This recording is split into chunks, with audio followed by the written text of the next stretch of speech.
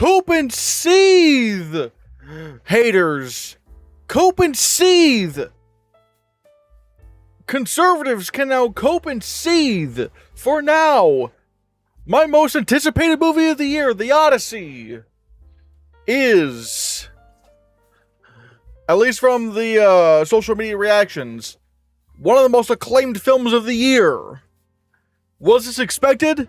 Yes. But,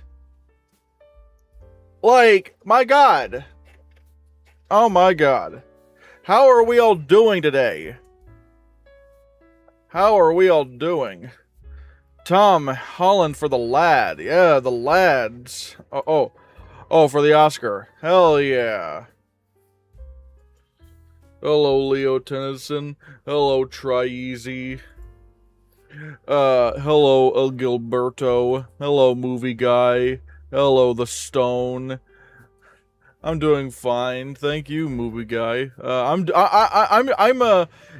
fine. Punza David, happy for the good news. Watching The Odyssey or not? I got tickets for this upcoming Friday, so I'm watching it. Hell yeah. Oh my God, I'm so excited. I am so excited. Surely this can't be winning Best Picture. What about Wild Horse 9? Now, I still do think Wild Horse 9 is winning Best Picture. That's why I'm kind of thinking right now. But it's still that still means it is, this still means that, like, at least right now, you can still put The Odyssey in the top 5. It's probably like a top 5 for Best Picture. Yes, I heard great things for Holland, Hathaway, and Morton. Hell yeah. And also, I've been hearing great things about Matt Damon. I mean, he's probably not going to win Best Lead Actor, but he could get nominated. And IMAX 70mm or no? There are no even regular IMAX theaters near me, so I will sadly not be seeing that in IMAX. I could see The Odyssey reaching 15 nominations. Oh, one can dream. One can dream. Oh, I would love that. Right now, The Odyssey getting 14 nominations, which I don't know for sure if that's going to happen, but hey, you know, one can dream. And even then, that's not, like, entirely unrealistic, you know?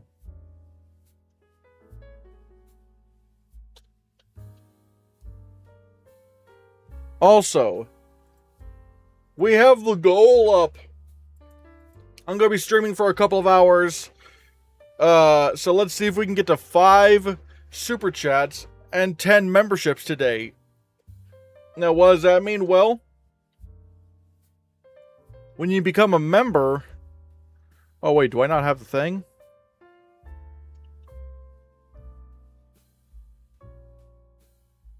Oh, okay, so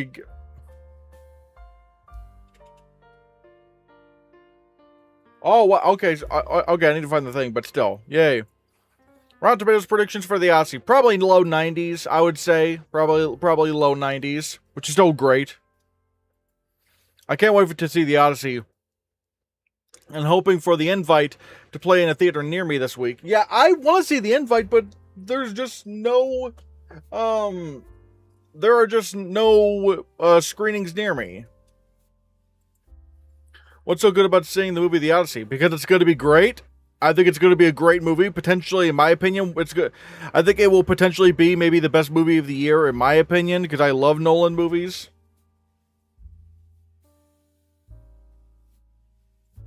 The Odyssey is preparing for a huge opening weekend at the box office. Hope to see it soon. Oh yeah, it's going to do insanely well.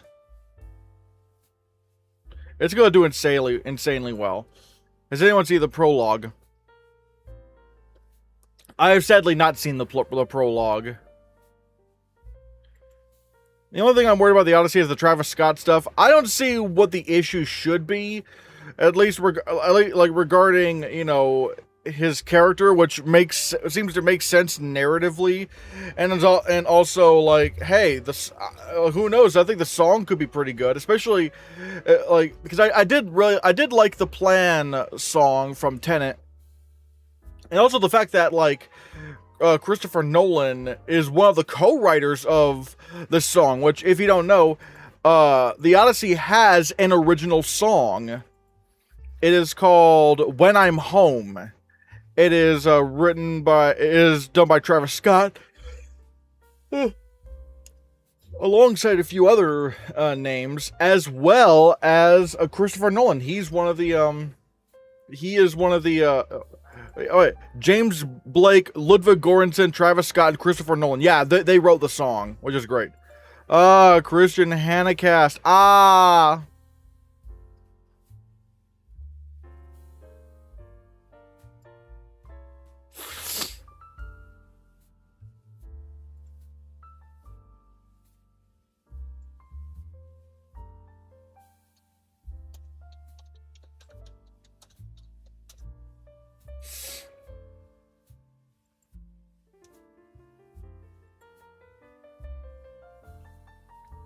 As of right now, I think Taylor Swift's song from Toy Story is winning original song. As of right now? Oh, wait, no. I have La Playa from La Bola Negra winning. Because I feel like that film's just going to be a really big Best Picture contender.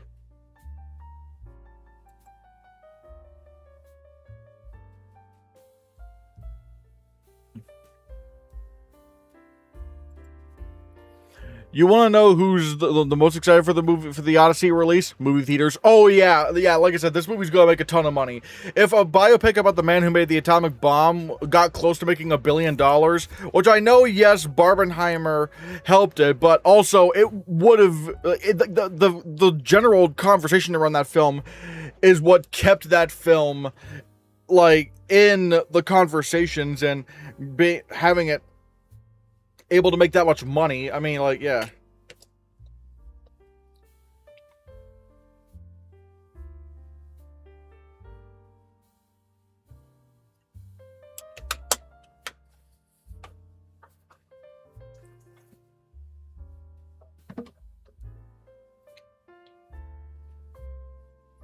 There is a song in the movie called that, but it's not the song everybody's thinking.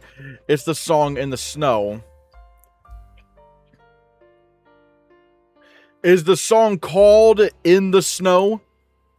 Which also means, like, if it's like, what is the, like, English translation of that song?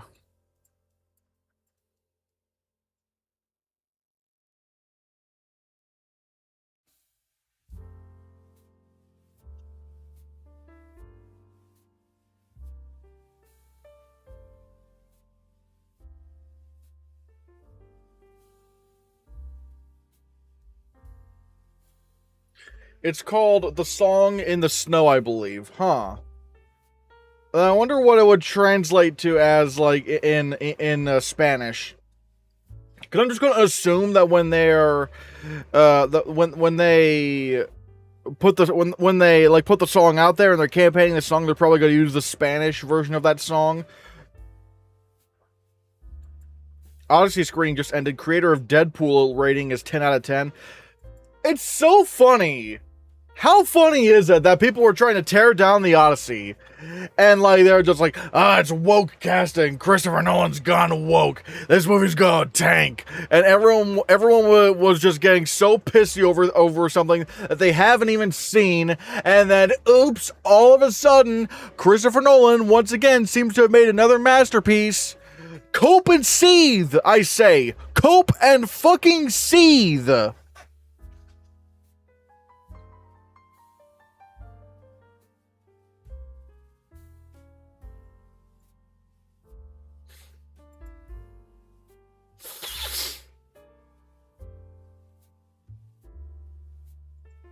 I think I just saw the live-action Moana remake is bombing at the box office. Yeah, live-action Schaeferless, the movie, seems to be not doing so hot, which makes sense. Google Translate says La Canción en la Naive. That would make sense, but again, I don't know Spanish, so I don't know if, like, Google Translation, if the Google Translation would I'm not exactly sure if if Google translation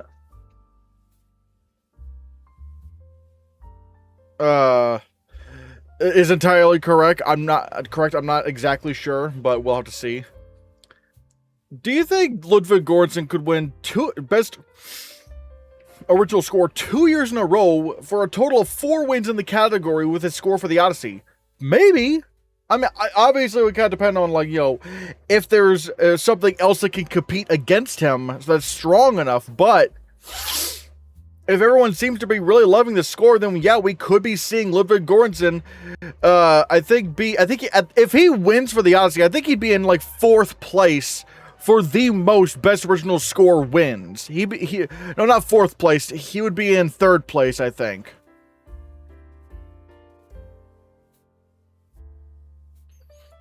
Oh yeah. Hi, Odyssey. Hi, Odyssey. Yeah. Exactly. If Behemoth is eligible for score, do you think it could win score? Maybe, but again, we would have to see how it... we would have to see what it sounds like. So I'm not again, I'm just not sure. I am just not sure if it would win score. I just don't know, because it's kind of hard to figure it out. Ludwig Göransson deserves to win his 4th Oscar. As long as he keeps making the best score of the year, yes. Like, I'm not one of those people who's like, oh, this person already has an Oscar, give someone else an Oscar. But it's like I never take that into consideration, because at that point, you're not honoring the best. It should be about the best, not whether or not someone already has an Oscar or not. So, if Ludwig Göransson does end up making the best score of the year, he does deserve it.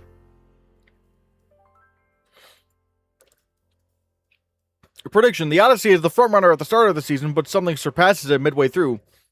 Probably. Probably. I mean, again, I'm not predicting the Odyssey to win Best Picture. I'm still going with Wild Horse 9. But this does, I feel like it just does cement the Odyssey, you know, being a top 5 contender. Maybe top 3 contender, to be honest. Do you think Dune will become one of the best trilogies if Part 3 is better than Part 2? Even if, like, Part 3 is still, like, a 10 out of 10, and yet is, you know, not as good as Part 2, like, it'd still be one of the best trilogies of all time. Because I think, if it's still, like a perfect 10 out of 10, I would still put it in there into the best trilogies.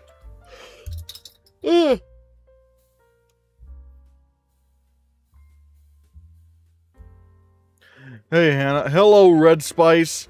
We're just celebrating the praise that the Odyssey has been getting, cementing itself as a top 5 or even top 3 Best Picture contender. What is your favorite trilogy? Ooh, that's a good one. Maybe the Dark Knight trilogy, to be honest, because it's the most consistent. So, probably that. Is Hans Zimmer composing the Odyssey? No, it's Ludwig Göransson, the same guy who composed, like, Creed, Black Panther, Tenet, Oppenheimer, and Sinners. Like, he is composing the Odyssey. Do you think the praise is real? I mean, it's coming from critics, so definitely yes. I'm still wondering what most general audiences will think. Well, here's the thing. Critics are usually tougher on Christopher Nolan movies than audiences. I mean, look at Interstellar. You know, people, like, the critics were, like, a little bit more critical of Interstellar, but audiences ended up really, really loving that movie. So the chances are audiences are going to lose their shit loving this movie.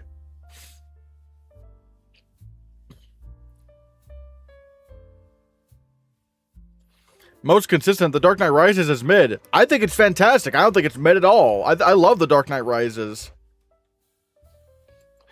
I think Ludwig might take home his 4th Oscar because of the consistent work he's been doing in the industry. Even if he doesn't win, his work might go down to be iconic. It already is iconic. It already is iconic.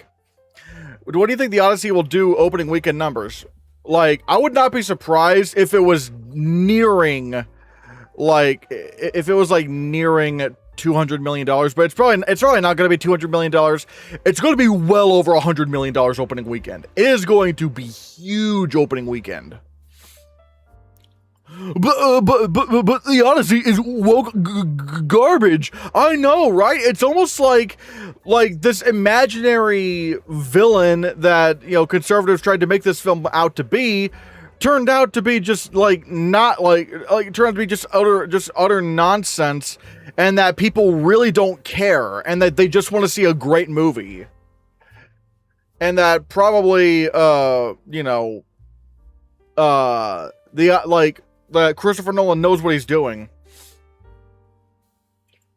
Is it R or PG-13? I think it's rated R. Yeah, it's rated R.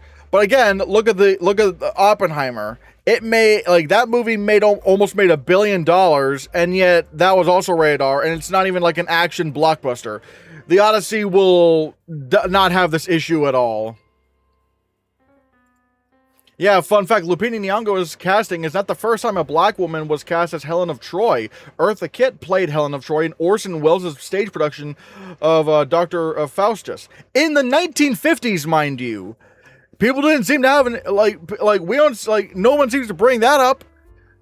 And it's just again, the outrage is just performative, and it's just like no one really cares. They just want to see good actors in a good role, and Lupita Nyong'o is a world-class actor, and the fact that people are saying that she's not attractive enough to play Helen of Troy,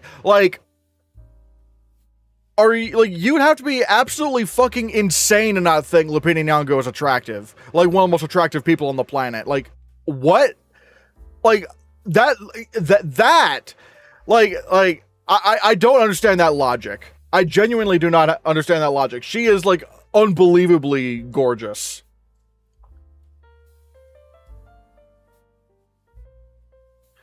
People had complained about Elliot being Achilles, even though he isn't, but factually, Achilles historically had relationships with men, and even went to war when his lover had died. Yeah, no, people complain about, they're turning the Odyssey woke, even though back then, things were hella gay. Things were hella gay back then.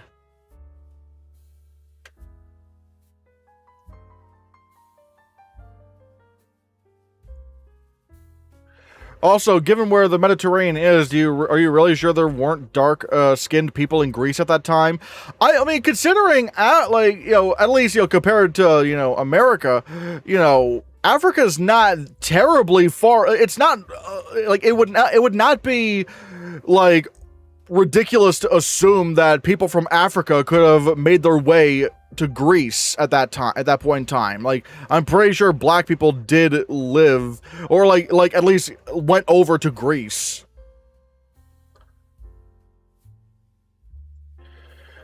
Things are still hella gay. No one cares. These channels will eat their words when Nolan still delivers. Yeah, even fucking Ben Shapiro, even he conceded to saying that no matter how much we complain, it's gonna make a lot of money.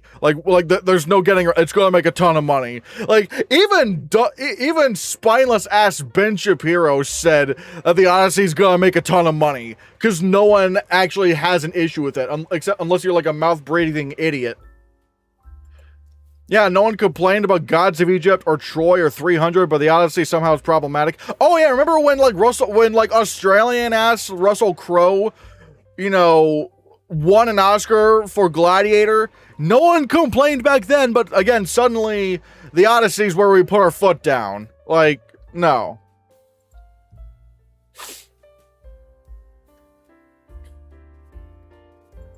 Even Asmongold, of all people, said he will watch it. Funny. See, again, it's like I said, the outrage is performative. It is performative outrage. They know they know that they don't have a leg to stand on with this, so they're just trying to find anything to complain about in hopes that maybe it'll gain some traction, when in reality, no one's gonna fucking care because Christopher Nolan is arguably the best filmmaker of our time. They're mad that we're going to see the Odyssey instead of Melania and Citizen Vigilante. Oh yeah.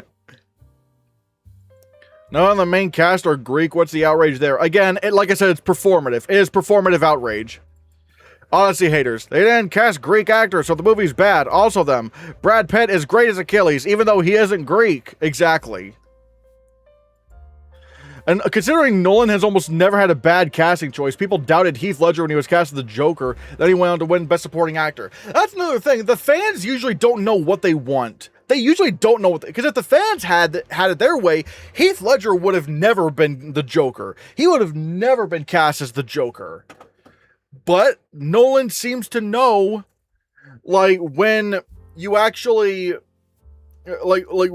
seems to actually know and have a really good eye at what's the word I'm looking for? At unconventionally great casting choices. Like someone that you wouldn't normally think would be a great casting choice, but that's like, oh wow.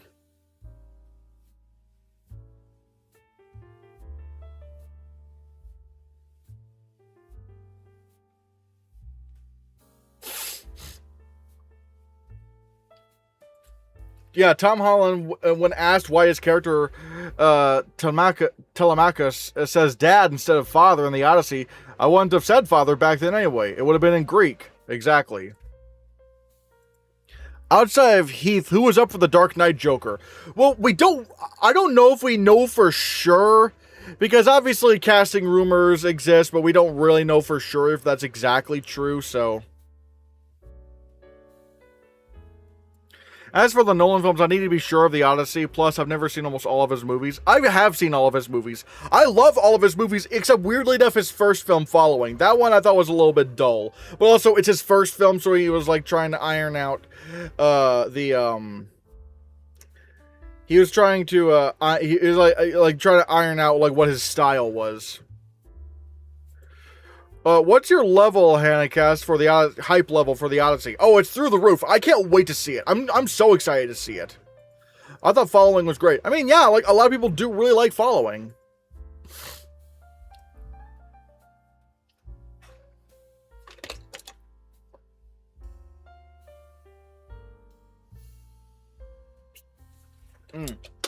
By the way, guys, we have some goals here today. We have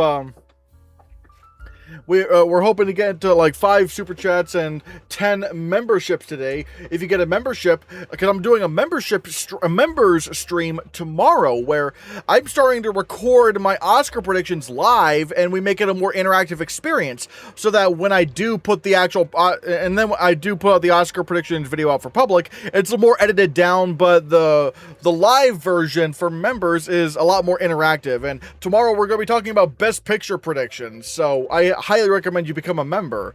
And if you're already a member, you can gift memberships. So yeah. Is Godzilla Minus Zero going to be any good? I think it is. I mean, again, I know I will complain about Godzilla Minus One winning Best Visual Effects, but that's not a comment on the film itself. The film itself was actually fantastic and one of the best films of that year.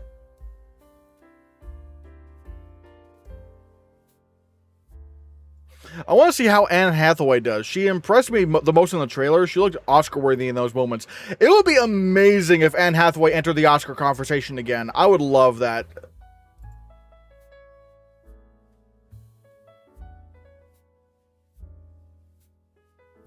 I never read the Odyssey book, but I know the story through movies and Epic the Musical. Yeah, I never really read the Odyssey either. I mean, really, the closest I've gotten to watching the Odyssey is the SpongeBob SquarePants movie, which, again, also speaking of which, you know, again, no one complained about, oh, brother, where art thou, taking a ton of like, that movie probably takes way more liberties from the Odyssey than this one ever will. So, yeah, again, performative outrage. Do you think Sean Baker will return with another great film to sweep at the Oscars? Shh. We don't need to think about Sean Baker right now. We're talking about Nolan. We're talking about GOAT Nolan. We don't need to think about Sean Baker. I read the Odyssey in high school. We never did. We never did read the Odyssey in high school.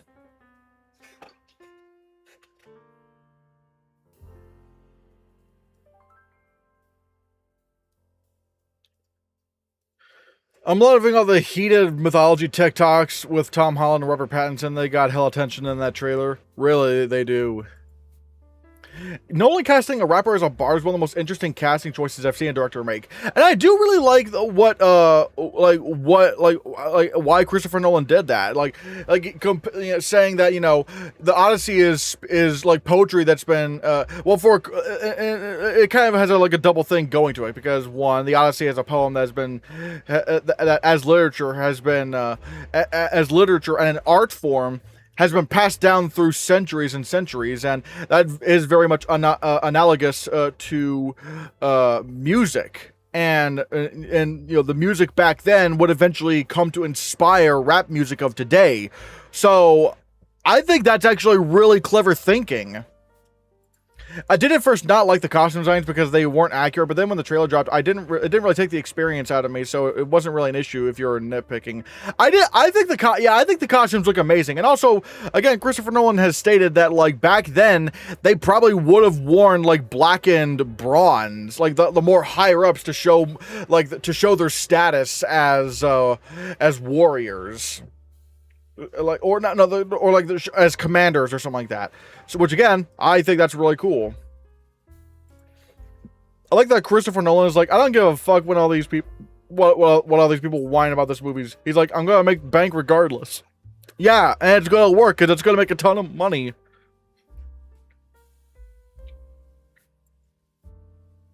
What do you think of Elon Musk getting ratioed on Twitter by a critic who liked the Odyssey, Tom Holland? Yeah, now granted, it's not like Tom Holland the actor, there's another Tom Holland, but that is really funny but also Elon Musk just says the stupidest shit, so who cares?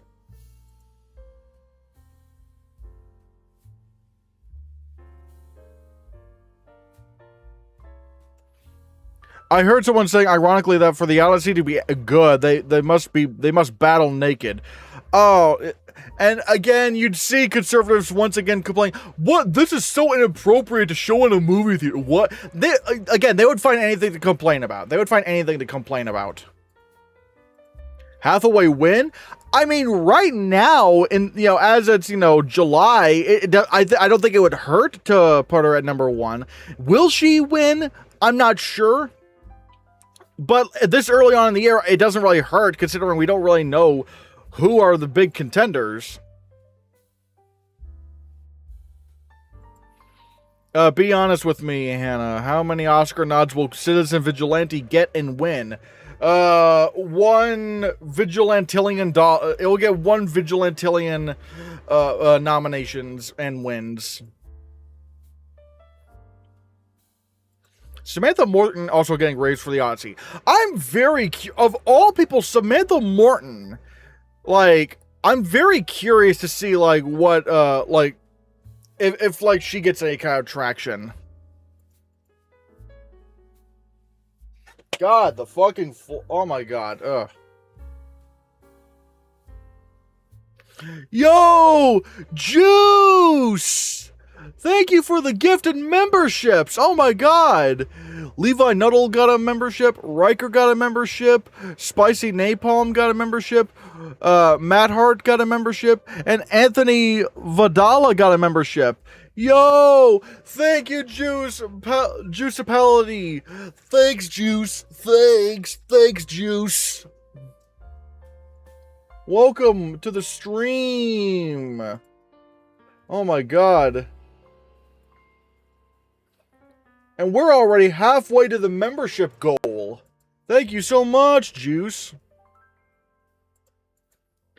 Elliot Page isn't playing Achilles. Yeah, he's not. Like it's just really yeah, again, oh yeah, I forgot. Guys, if you're channel members, be sure you give Juice some blue Hannahcast heart emojis. We wanna send some love to the people that support the channel.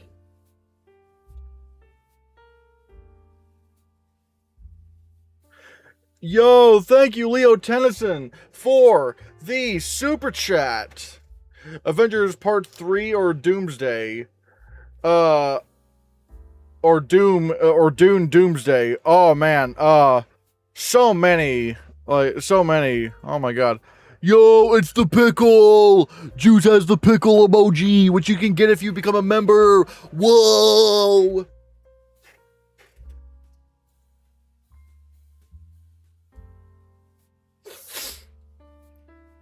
Also, send Leo Tennyson some blue Hannahcast heart emojis for the super chat, everybody. Hold on. Yeah. Thanks, Leo Tennyson. Thanks. Thanks, Leo.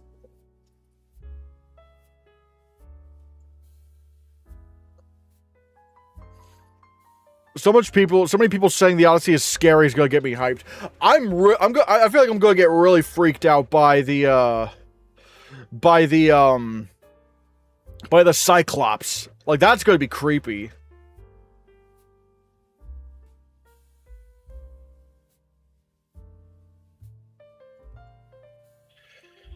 I'm surprised they're actually releasing Dune and Doomsday on the same day. They have a lot of audience overlap. Yeah, that's going to be a really interesting battle. Like, that's going to be a really interesting battle at the box office.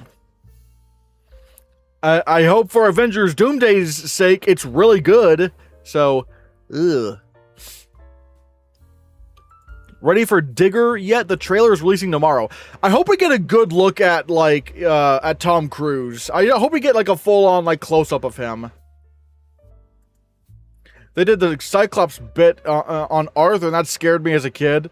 Oh, yeah, no, this one's gonna be really scary, especially since, like, they built, like, I think they built, like, a 60-foot tall, like, animatronic Cyclops, which is actually crazy. Was it 60 feet tall? I'm not exactly sure, but they made, like, a full-on practical animatronic for the Cyclops in this film.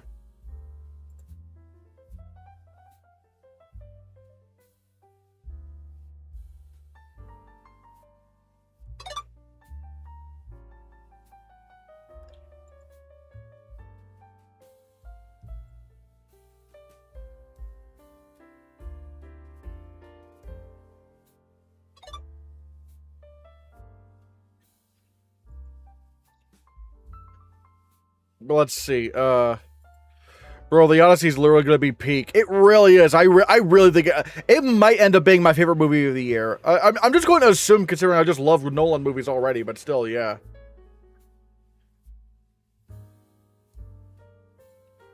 You should stream the day of the Marvel panel at Comic-Con. I'm probably gonna... Hey, guys, you know... Now, granted, I don't know for sure if, I don't know when these panels are going to be happening, but if they aren't happening while I'm working, I could stream, you know, my reactions to them live if you want. Whether it's like Marvel, the Marvel panel, or DC or stuff like that. Those are the two main ones I'd probably look at.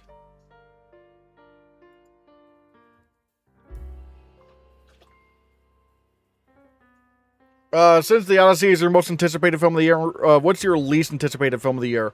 I don't know, probably Citizen Vigilante. Maybe that. Either that or maybe I still have not seen Melania. I'm probably gonna sail the high seas to watch Melania at some point.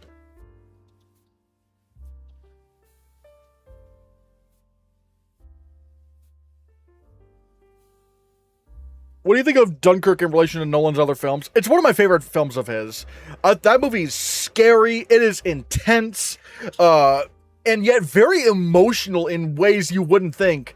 Cause like you spend like so long like on the edge of your seat, like, oh god, and then it just keeps ramping up and ramping up and ramping up, and then at a certain point when the weight is relieved, it is like so fast when it happens at such a pivotal point where it's just like I actually started tearing up and getting emotional. Like it's a very like personable, powerful film.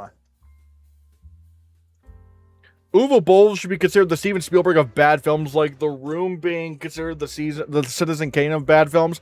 He kind of was in the 2000s, but then like he didn't make movies because Germany closed their like tax loophole that he would abuse to make his movies and whatnot. So, but now he's like right-wing grifting, so Michael made $1 billion this weekend. That's crazy.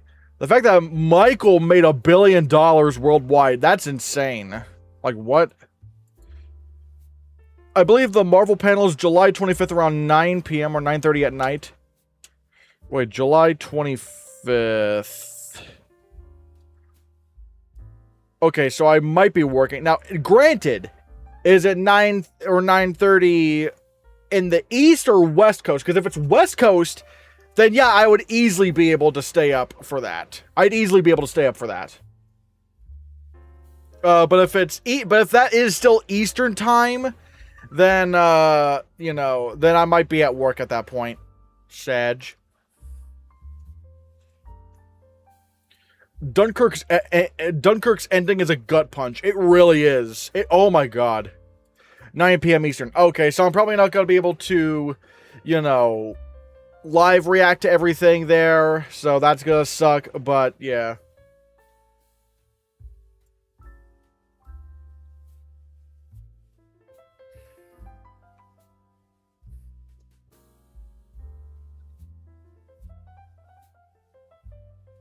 Speaking of Uvo Bowl, I stopped following awards daily because Sasha Stone praised Citizen Vigilante and its horrid message and said Uvo Bowl is a great man. I feel like people should have, like, stopped following awards daily long before then, because, like, from what I understand, Sasha Stone has been, like, very, very, very, like, Trump-centric, and, like, has been, like, so, and also very transphobic and all that stuff, and so, yeah, like, yeah, whatever, yeah, it's like, whatever. Do you think the Odyssey could take the big 5? Oh, wait, are you talking about for Oscars, like, Best Picture, Director, Screenplay, Lead Actor, Lead Actress? I mean, there's not really a lead actress in the Odyssey. I don't think that's going to happen. Unless you mean a lead performance and a supporting performance Oscar. But even then, I don't think that would happen, because I don't think Matt Damon would win Best Lead Actor. I think he could get nominated, but I don't think he's gonna win.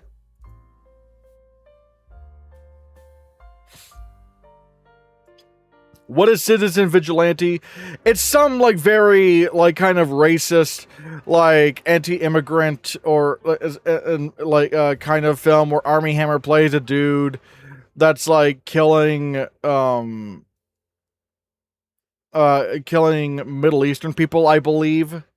It's kind of fucked up. Yeah, Mr. Venno kind of put it best. It's like very, yeah, it's very strange. Are you a believer in Obsession and Indie in Best Actress this year? Well, I am going to be doing my Oscar predictions for Best Picture tomorrow, but I still will say, I still don't know if I can predict Obsession just yet, or Indie Navarrete. Again, I hope it gets in. I want the film to be a big Best Picture contender, and for Indy to be a big Best Actress player. But I just don't know. I'm worried it still might be seen as too populist and too, like... Because I just don't think older voters are going to respond to that film. I just don't think so. If The Odyssey was released in the 50s or even 70s, Anne Hathaway would be pushed as a lead actress. Probably, yeah. Is it like Sound of Freedom? Yeah, in a way, kind of like Sound of Freedom, where, like, at first you think it's trying to tell, like, a good message, but the issue there is that the methods being taken are, you know, not the most ethical.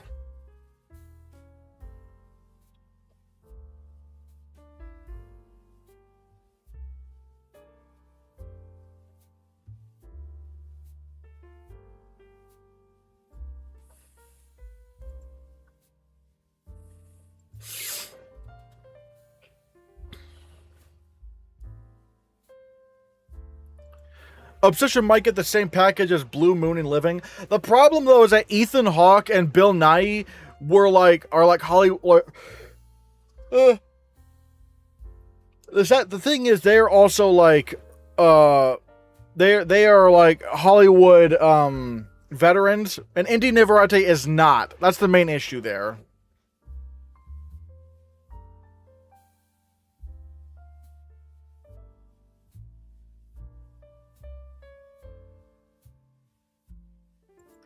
Between the debut and the invite, was more likely to get into Best Picture. Right now, I'll say the debut because it just feels more safe to predict.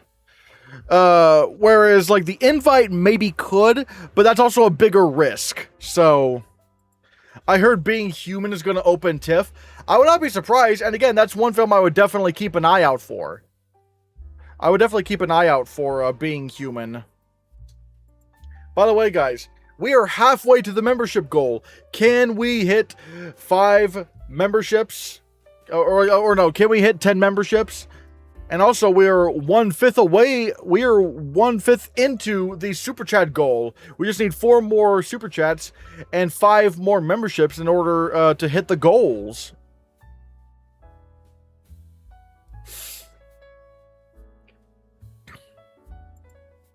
Do you think backrooms for visual effects or production design?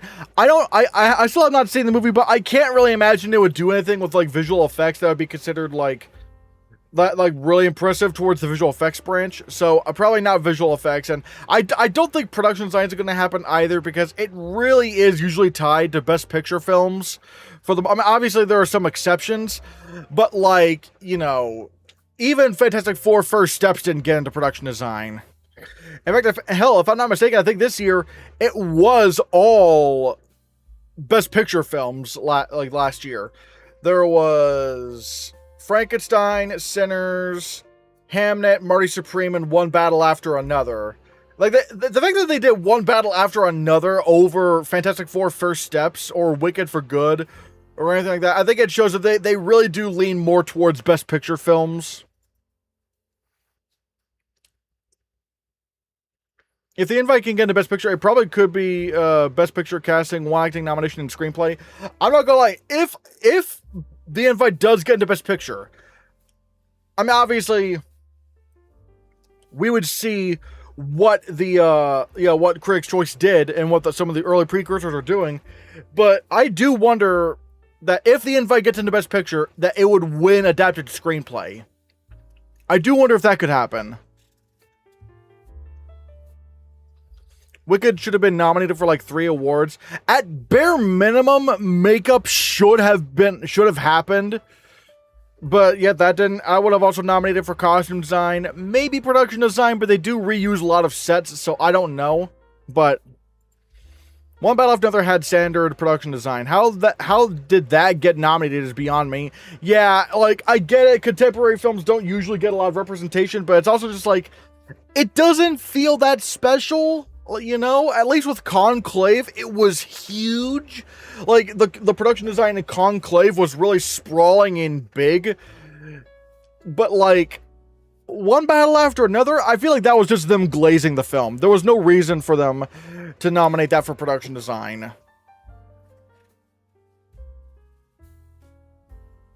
The invite is an acting showcase, though. But so are a lot of films, and they don't get nominated. You know, like, look at Sing Sing. Sing Sing was definitely an acting showcase. Clarence Macklin should have won Best Supporting Actor. The movie should have won SAG Ensemble, and yet it didn't even get nominated for SAG Ensemble or Supporting Actor or Best Picture. So, are you worried this year that the Best Picture winner will also disappoint you? I have to, like, I don't know, because nothing seems like it's going to be, like, nothing seems like they're going to be disappointing. So I'm just going to assume no. Do you believe in the invite now? As I was saying, I don't know. I have it just outside of Best Picture. I still truly believe Sinners should have won Best Picture.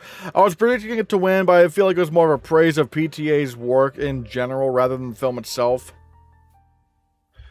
Like, well, no. The thing is, like, One Battle After Another absolutely had a lot of praise its way. It had a lot of praise. I just happen to not like One Battle After Another.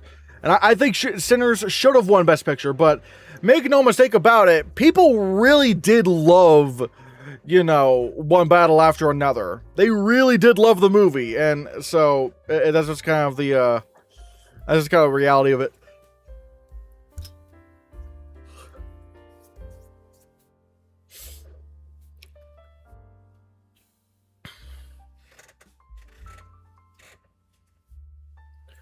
Should we start predicting Saturn Return and Song? The duo's 2 previous films both got that nomination. we don't know if there is an original song in Saturn Return. That's also why I don't really like predicting the song categories this early, because we don't even know what movies have songs. Like, I didn't know that the Odyssey was going to have a song in it. So it's kind of like, you know, I don't know.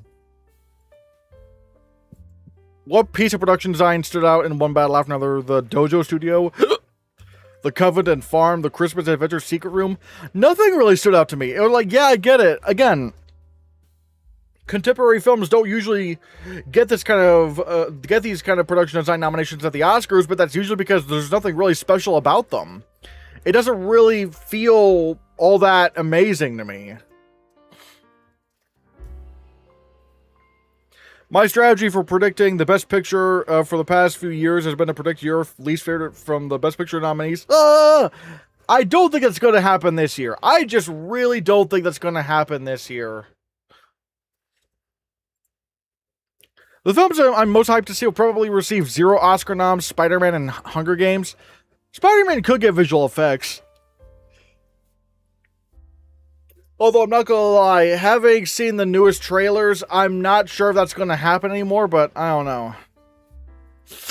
Exactly, I was asking because I couldn't find anything Oscar-worthy. Yeah, I don't see anything about one battle after another having particularly Oscar-worthy production design. I feel like, again, for me, that just felt like a checklist of, okay, Best Picture nominee, check, there we go.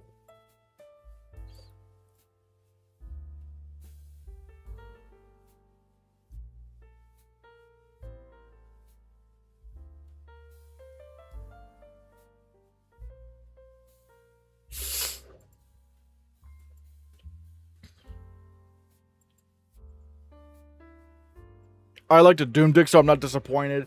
No, I don't try to do. Well, okay. Well, I think at some point I've doom dicked it, so I don't know.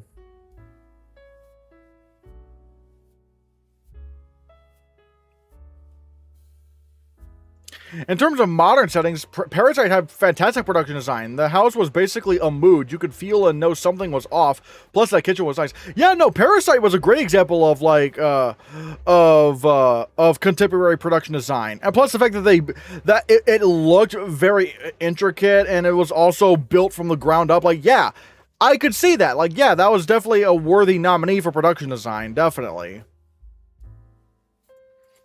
What do you think is going to be your Oscar villain this year? I have no idea, to be honest. I have no idea. Like, I do have some slight worries over Digger, because I hope it's not like another Bardo, but we'll have to see. We'll have to see how that is. You've seen the movie? No, I've not. No, I didn't. I have not seen Digger. I'm just a little bit worried.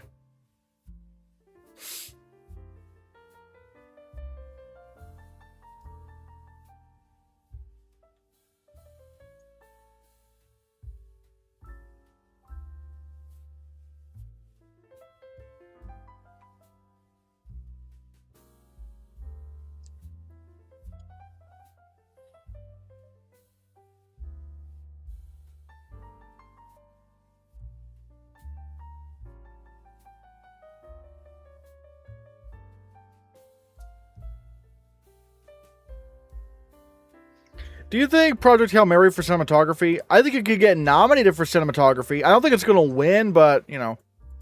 Oh yeah, La La Land's the most recent contemporary film to win production design. I hate that award and that movie. Oh, I don't know. I actually did really fuck with La La Land's production design win. That was actually a very good win.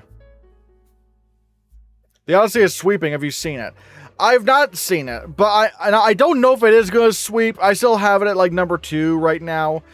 But, you know, actually, do I have it at number 2 or number... Wait. Yeah, I have it at number 2 right now. I don't know for sure if the Odyssey is going to win. I don't know if it's going to win Best Picture. But, however, you know, I think it's I think it's a big contender overall. Man, the reviews for are insanely good for the Odyssey. I'm so hyped. The reviews aren't out yet, but the social media reactions are out, and they are pretty spectacular. The production design in La La Land was great. The planetarium, the pier, the park, they danced and it stood out. Also, like, you know, it was a very good looking movie.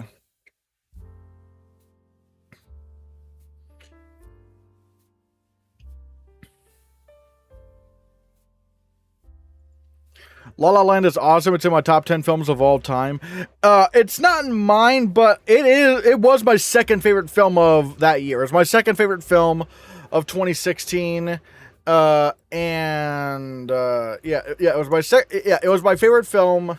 My second favorite film of that year behind Moonlight, which, man, how lucky was I? The fact that the two frontrunners ended up being my two favorite movies of that year. I wish every Oscar year could be like that, where I'm like, you know what? I don't have to worry. Both of these are peak movies. And if either one of them won, I'd be happy. Is Digger contemporary? I don't know. It looks a little bit more wacky and crazy than, like, just regular contemporary production design to me. It does look rather wacky.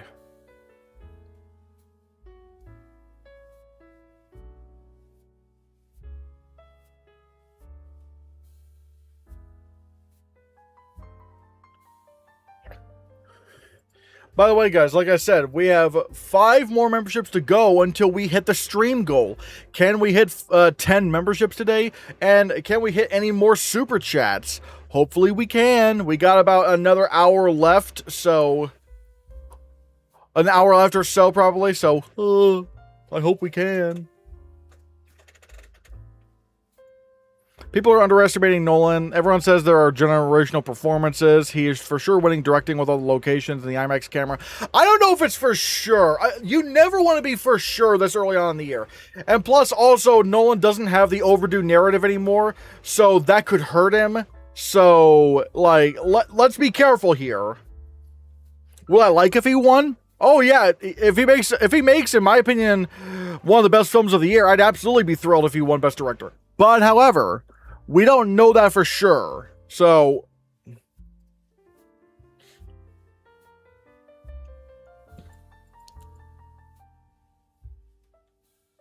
I'm still mad Taron Egerton didn't get nominated for Best Actor for Rocket Man. I don't know if I could say I was mad because it was a very competitive year, but I thought I think I would have nominated him.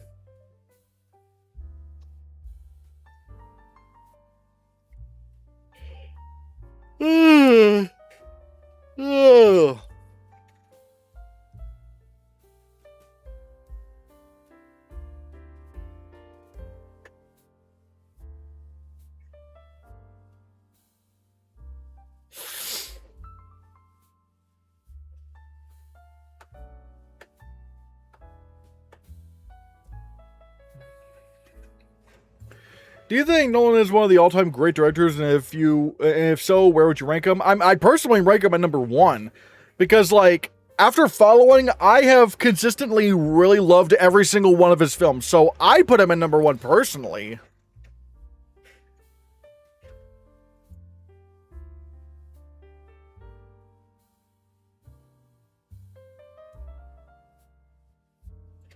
But about McDonough winning, the only director to have won for both short films and feature lengths is Fred Zinnemann.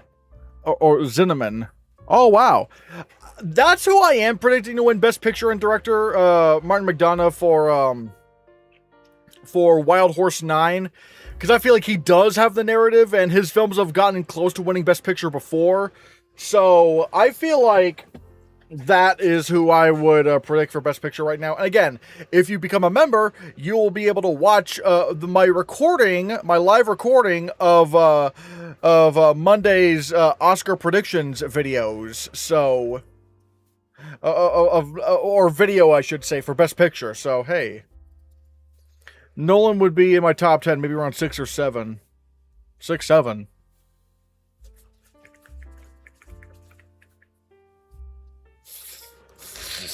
Do you think the Odyssey will win casting? I'm just gonna go and assume that the Best Picture winner will take will take Best Casting. I mean, look at One Battle After Another. It's shockingly won Best Casting, even though everyone thought it would be Sinners, like the film that won SAG Ensemble, and also won Best Ensemble and Casting at the Critics' Choice Awards. They just gave it to, and even that One Battle After Another didn't win the BAFTA. So it's like, you know, I think it is. Right now, I would say that whoever wins Best Picture takes Best Casting, which again, I think will be Wild Horse 9.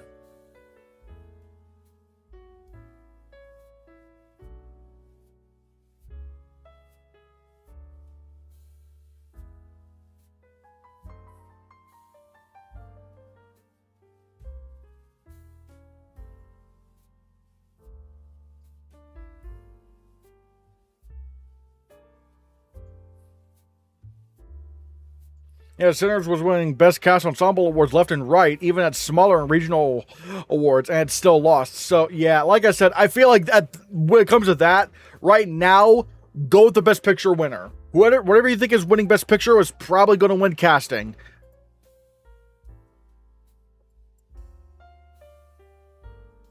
The thing is, Tom Cruise is actually overdue. We'll see. We'll see. Right now, though, I have John Malkovich winning for Wild Horse 9 because, again, I do want to stick with stronger film theory. So, yeah.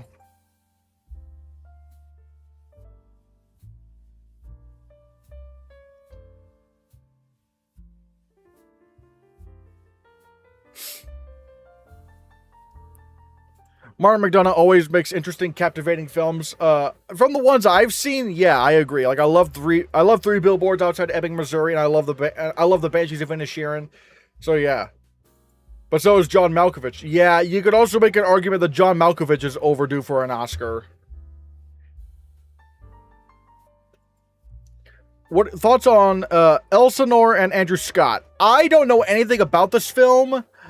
I mean, I know a little bit about the film, but like, I need to see more before I officially predict it. So, what are the chances that that La Bola Negra could win Best Picture? We'll be discussing this a little bit more in detail tomorrow during tomorrow's member stream.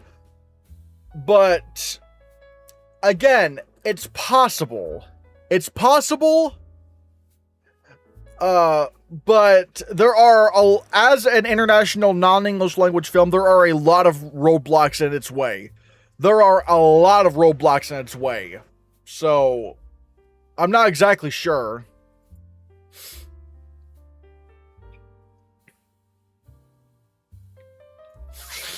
I truly believe The Odyssey will be the most nominated film, but it won't win Best Picture. Probably, yeah. Especially with that song, if it gets that song nomination. Oh, yeah, definitely.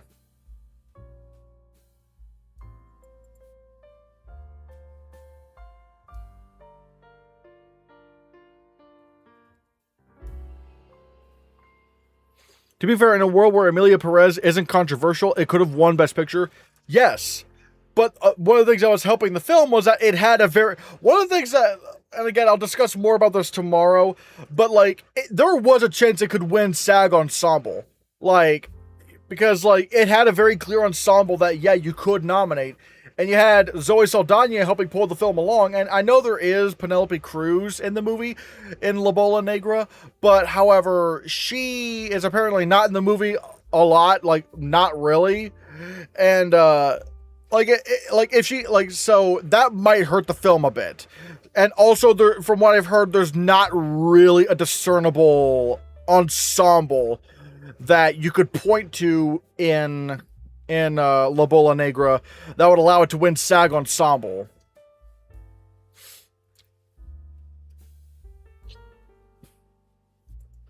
Can I be honest and say I don't buy the argument of La Bola Negra will win because it is Emilia Perez without the controversy?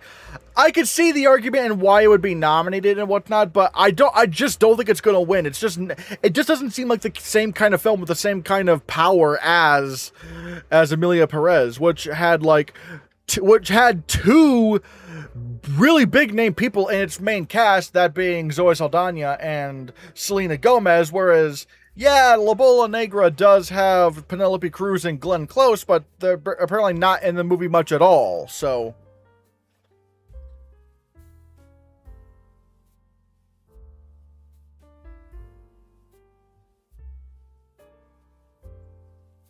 Emilia Perez was definitely a frontrunner at one point until the controversies came in, yeah. Yeah, at this time in the year, Emilia Perez wasn't really controversial. Yeah, but to be fair, like, I do remember people were like, is this movie all that great? I mean, they're thinking, I mean, it's fine, but I don't know if it's all that amazing. I haven't really heard anything controversial at all about La Bola Negra. Like, there wasn't really a sense of like, oh yeah, this could rub people, like, it wasn't like one of those like, I don't know. Like, people do seem to be like, oh, I like, this is actually really tasteful and really well done. So it does have that going for it.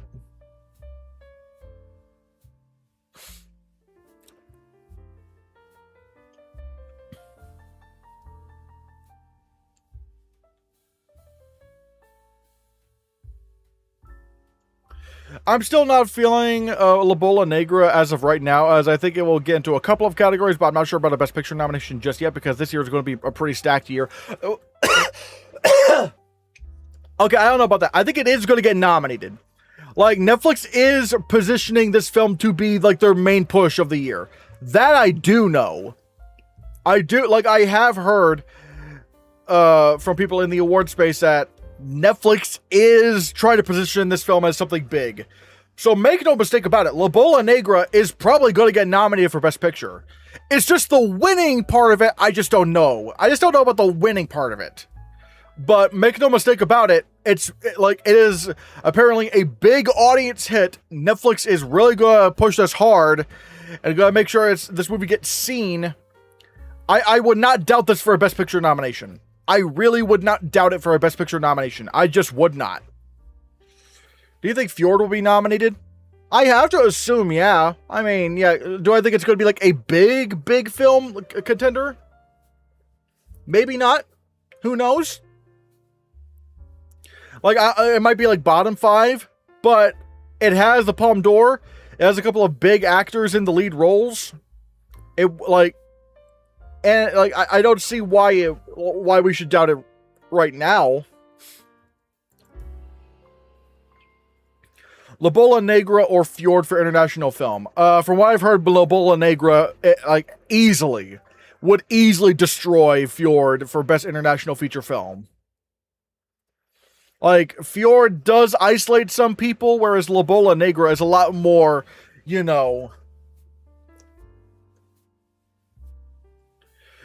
a lot more,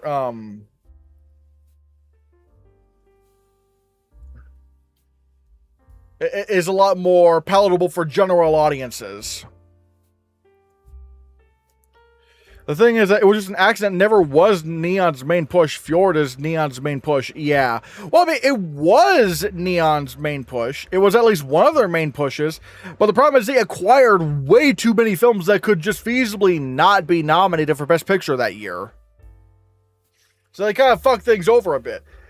They don't seem to be making that same mistake this year. Like, they do seem to be, like, not just grabbing every egg. They're just, like, being very careful as to what eggs they do grab from the basket.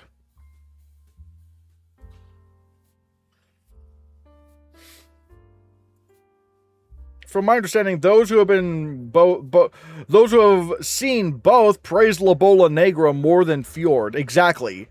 Like, it's just seen as, like, more palatable, more easily accessible and all that stuff.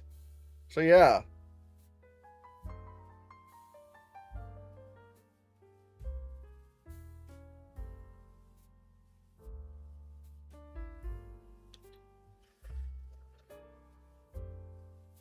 What other international films are being rooted for Best Picture? I guess maybe you could also, you could argue Fatherland is up there. I don't know if it's going to get nominated for Best Picture anymore, but that is like a thing out there.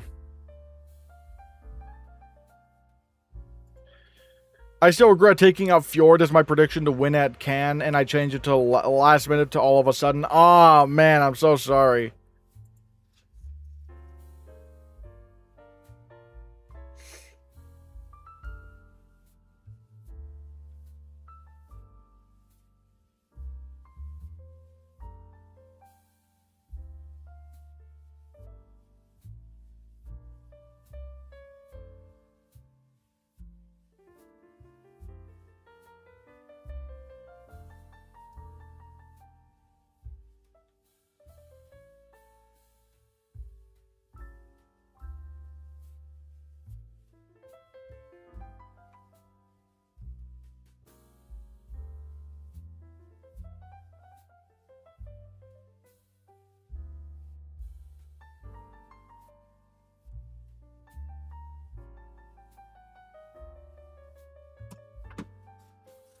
Do you think the Social Reckoning will get in for adapted screenplay? Yeah, I have it in Best Picture right now, so definitely, yeah.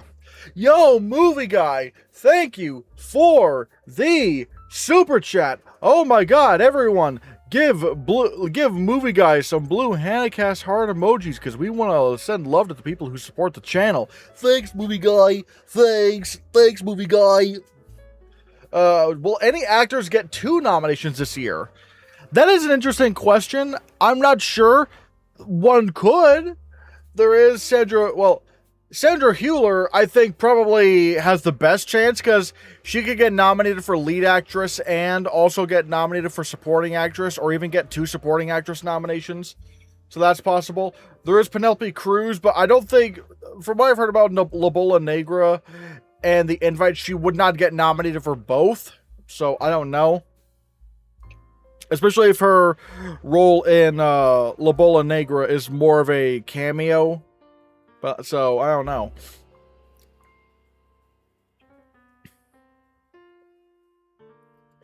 Thoughts on the drama? I don't think it's Oscar worthy, though. I have not seen it.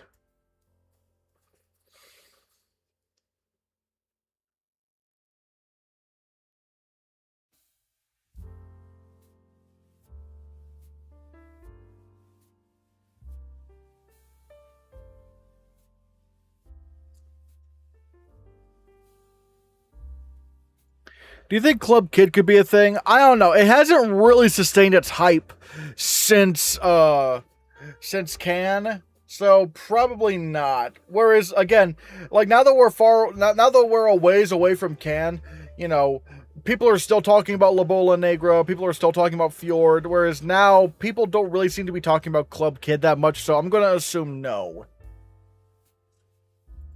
You originally Italian? No, I am not Italian.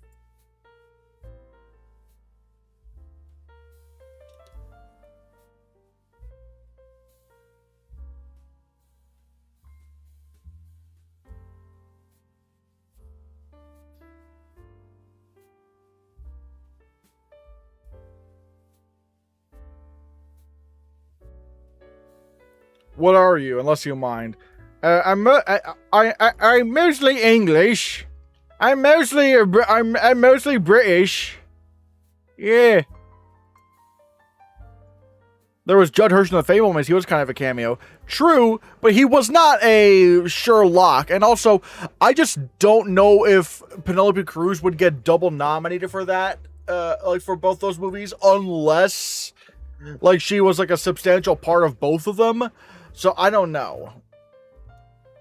What do you think All of a Sudden's chances are? I think it could get nominated for Best Picture. I don't have it in my top.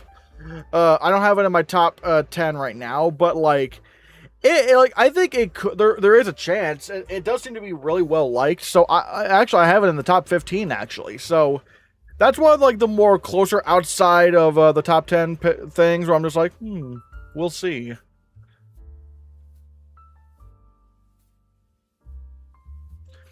Do you think the spinoff or sequel of the Cliff Booth will turn to be a good or a flop? I think ultimately it might be seen as good but not amazing. I think that's where it'll be. I think it'll be seen as like, all right, that's good but not like Oscar worthy. I think that's where it'll probably land. Funny thing is, I actually prefer Judd Hirsch over Paul Dano in the Fablemans. I mean, it seems like a lot of people thought that way because Judd Hirsch got nominated over Paul Dano. I did prefer Paul Dano in the Fablemans over Judd Hirsch, but that's just me. It depends on Globes for all of a sudden. Honestly, I don't even know if it comes down to Globes, to be honest. I think I would have to look to BAFTA, because the thing is, the Golden Globes seem to love international films way more than any other awards body now. They love international films. I mean, like they really loved. It was just an accident, and that didn't get into Best Picture. They nominated Payal Kapadia for Best Director, and she didn't appear anywhere else. So it's like, I don't know. I feel like this might be a case of, the Golden Globes would I be surprised if the Globes did all of a sudden? Not really. But however, they do end up loving international films more than the Oscars do, and more than even the BAFTAs do. I was saying for awards like giving international at the Globes. I mean, I think all of a sudden it's going to get nominated for Best International Film at the Oscars. I think it's going to get nominated for that, but again, Best Picture is always kind of like, like who knows. Do you think La Bola Negra could get nominated at Critics' Choice? Yes, I think it will. I think it's going to end up being a top 5 film. Whether it wins Best Picture or not, I just don't know. I just don't know if that's going to happen. But we will have to see.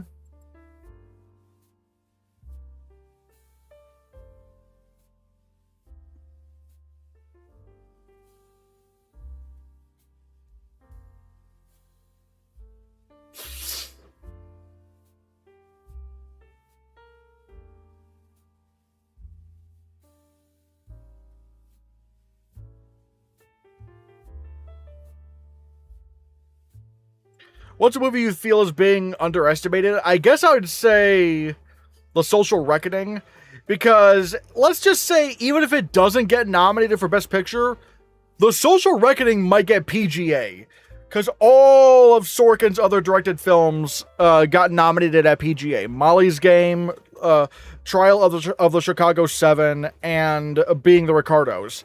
So even if Social Reckoning doesn't get nominated, it's probably going to be close to getting nominated. So I'd be very wary of that film. I'd be very wary of that film.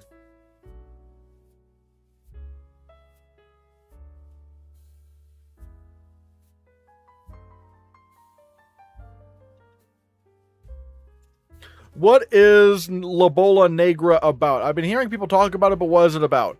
I'm not good at giving synopses, so I will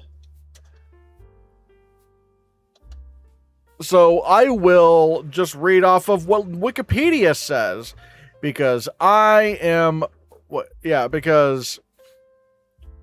because I'm not good at that. Okay, looks like Wikipedia is a little bit too vague. Is IMDb any more vague?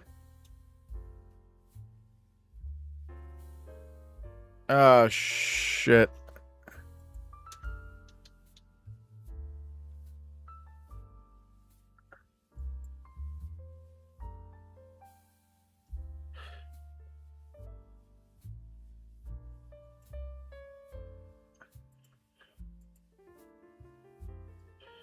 Okay.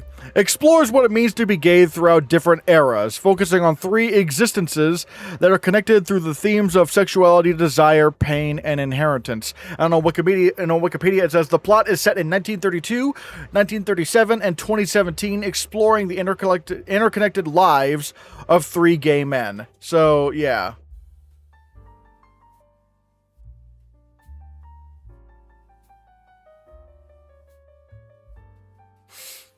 I haven't heard much about Whalefall. That trailer looks stunning. I would say we're underestimating that as well. I don't think that's going to get into Best Picture at all. It could contend for some text, but I just do not think that's Best Picture material. I don't think that would be crazy if that happened.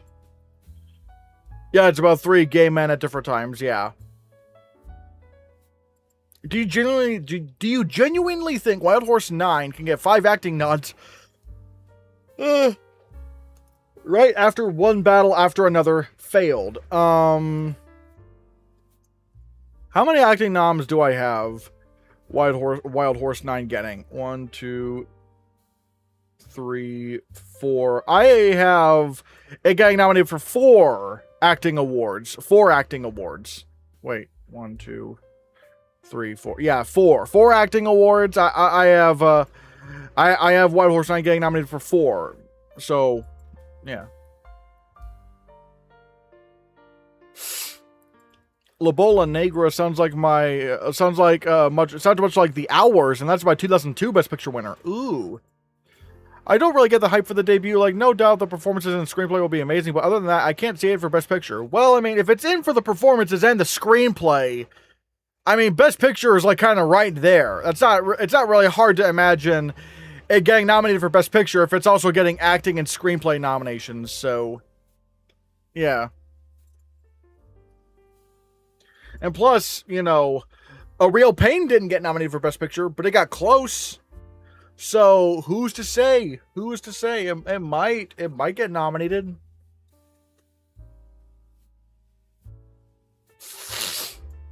I think we'll have 2 acting nominations and that's it. What, Wild Horse 9? Well, here's the thing. If it ends up being the Best Picture frontrunner, do not underestimate the power of a big Best Picture film getting more acting nominations than you think.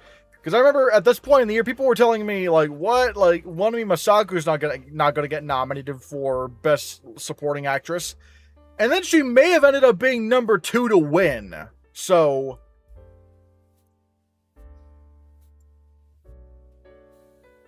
for 5 Best Picture nominees. So it probably could have gotten into Best Picture in a year of 10. And obviously it's not a bad idea to go with a film in Best Picture if you already think it's going to get screenplay and acting nominations.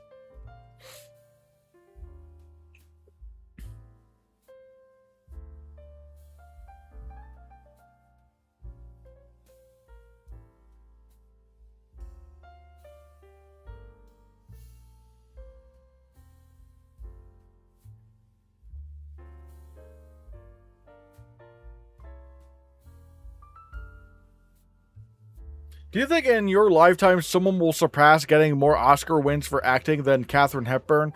I don't know. It's always possible.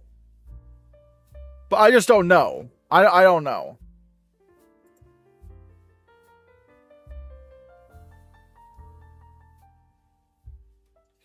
I still think Jeremy Strong was the stronger candidate for Best Supporting Actor. Like, I'm not mad Kieran won. His performance was great, but I still think The Apprentice had some of the best performances. Supporting Actor that year for me was really weak because I feel like Clarence Macklin should have very easily won Best Supporting Actor and he wasn't even nominated. So, yeah, so I don't know.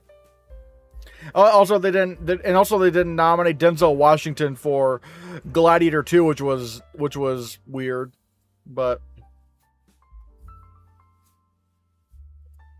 I'm ready to see what is going to happen at the film festivals. I'm excited to see that. I wonder when the announcements are going to be for like TIFF and Venice and all that, because oh boy, oh wait, I forgot to change the goal for like. There we go. Oh, I'm sorry, I forgot about that. Yeah, but I changed the super chat goal because we have 2 super chats. So yay! I still don't understand how Foxcatcher missed Best Picture. Like how? Yeah, director, screenplay, 2 acting nominations. That like, if there was ever a case for something to be so obviously number 9 for Best Picture, it would have been Foxcatcher. Because here's the thing. Finding the number 10th film in that lineup would have been difficult. But number 9 had to be Foxcatcher. Like, there's no way number 9 wasn't Foxcatcher.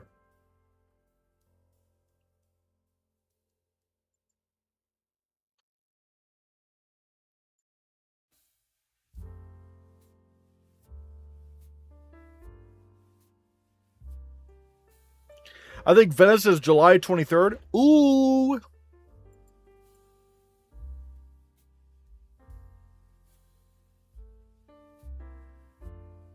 I do know Clarence Macklin was not eligible for the Golden Globes. They don't accept people portraying themselves. I don't know if that's like true anymore. I don't know if that's true anymore. I'm not sure. I don't know. I have to look that up. Oh my god.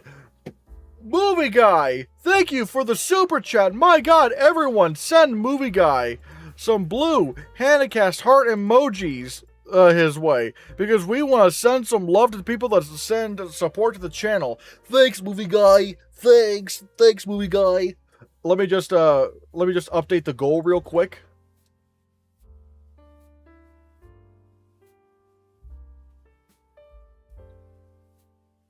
Yeah. Have you ever considered doing the Oscar death race, watching all the nominated films before the ceremony?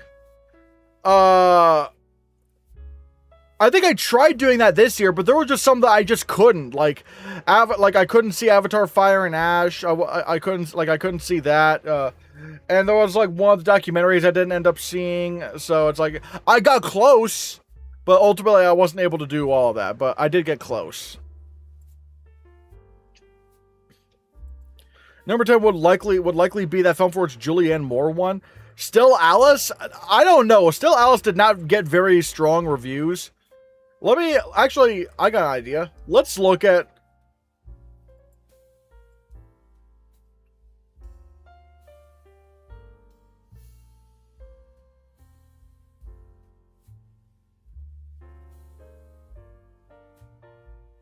Hold on.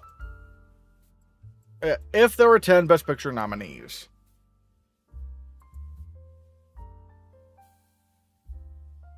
Hold on.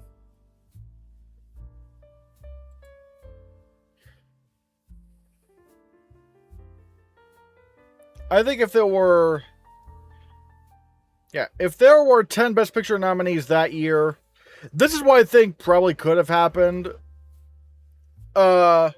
Obviously, number 9 would have been Foxcatcher. It's, like, not even a question what would have happened in that regard. Like, it would have absolutely been... Foxcatcher. But... Like, I don't know. Right now, I'm going with Inherent Vice because, like, it's like, whoa, wait, what? It did get adapted screenplay and did get a costume design nomination. Because, I don't know, Nightcrawler just seems like it's too much of a thriller to be nominated for Best Picture. And same thing with Gone Girl. Especially since Gone Girl couldn't even get an adapted screenplay nomination. So, that's why I'm going with Inherent Vice. Like, plus it's PTA. They were kind of getting ready to be on, like, the big love train with him, so, yeah.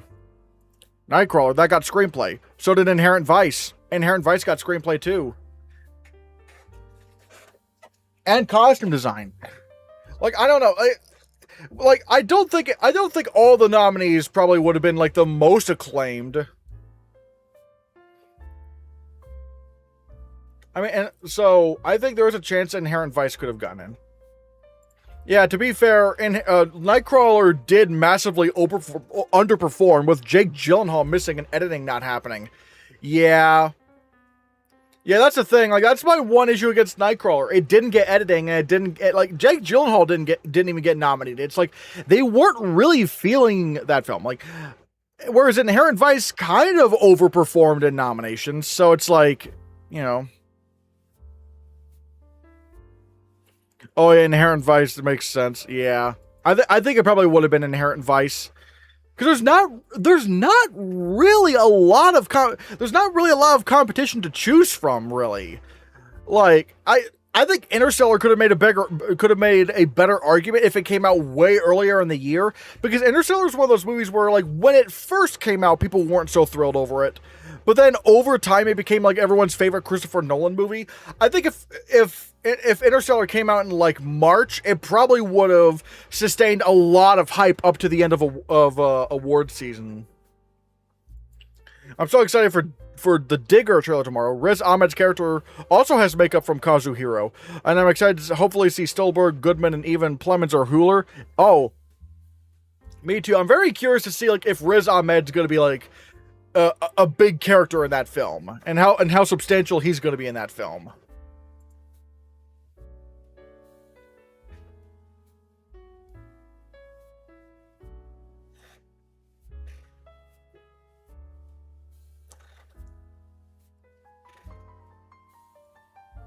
I still need to see a lot of those 2015 Best Picture films. I only saw Birdman.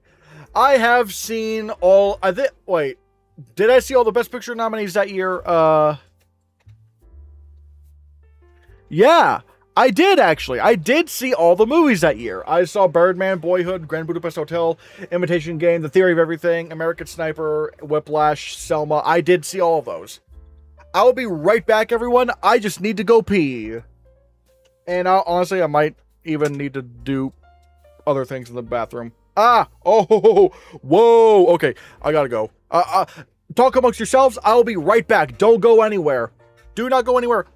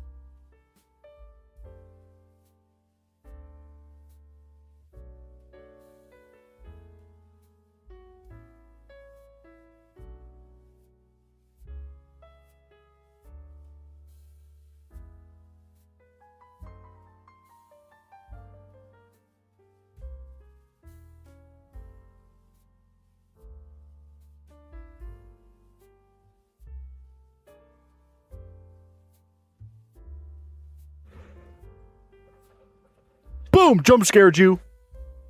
Hee hee. 1967.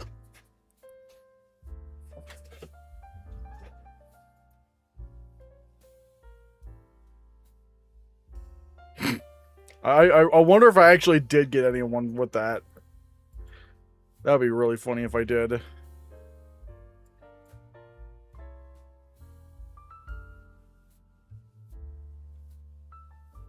All right. Well, we are back. I am back from the bathroom. Wait, what? We reached the membership goal. Huh? Yo, what the fuck, movie guy? You went behind my back and did this? How dare you? Oh my god, thank you, movie guy. What the hell? That is crazy. And a super chat? What the hell? Movie guy, you little goober, you. Everyone, send movie guy some blue Hannahcast heart emojis for being a little stinker that gifts memberships and sends super chats behind my back. How dare you? How dare you, movie guy? Thanks, movie guy. Thanks, movie guy. Oh my god, we actually hit the goal for today. Yippee! Yippee! Have you seen I Am Frank Kelda? Does it look like Netflix's animated frontrunner? Is I Am Frank Kelda out right now? I don't know if it is or not. Ooh, and also I'm gonna crack open a Mountain Dew, even though this says American Dew. All right. Ooh, hold on. Let's Ooh.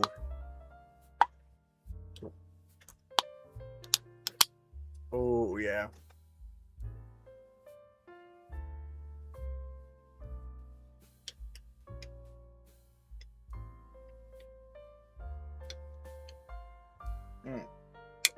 But yeah, thank you so much, movie guy, for the for the memberships and super chats. Oh my god. And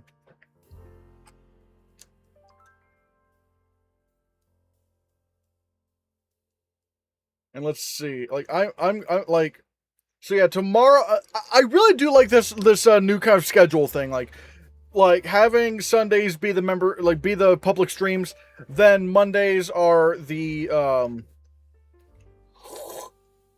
member streams where it's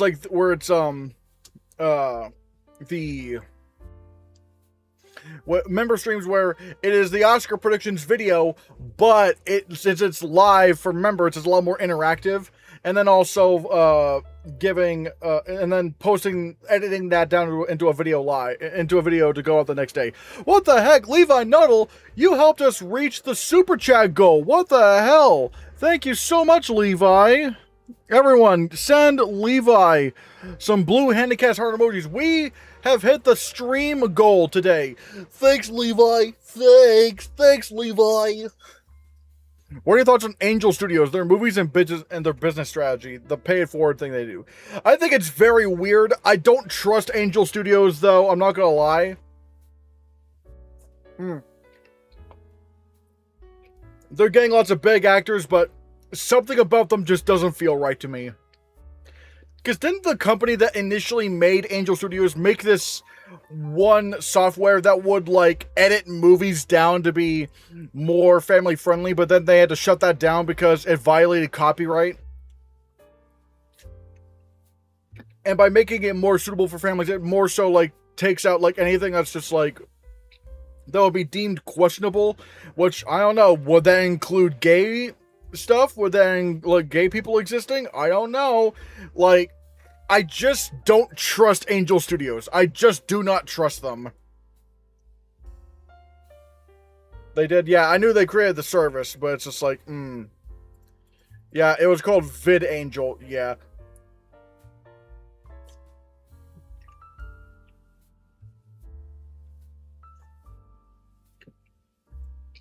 It will never not be hilarious how their fan base turned on them for a week over a Sound of Freedom line in Animal Farm. Yeah, plus the pay it forward thing, I don't know. Like they're saying, oh, pay for someone else's ticket. But it's like, is that really getting a free ticket to someone? Is it really a free ticket? Or are they just like, or is like Angel Studios just collecting that money for themselves? I don't know. I do not know if that's actually the case.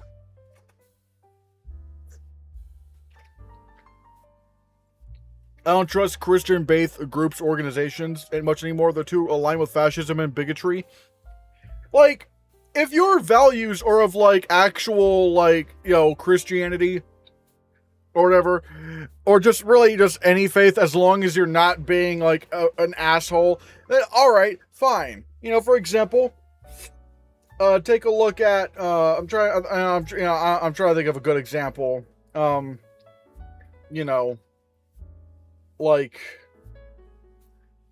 is it like, I think Miss Rachel, if I'm not mistaken, I think if I'm not mistaken, Miss Rachel is a Christian, if I'm not mistaken, and yet she uses her platform for like to promote love and inclusiveness and empathy. Like, that's fine. Like, that's fine. But it's just like the corporate Christianity, I think, is where it gets really like, ugh. Because I don't know. It feels very weird to me.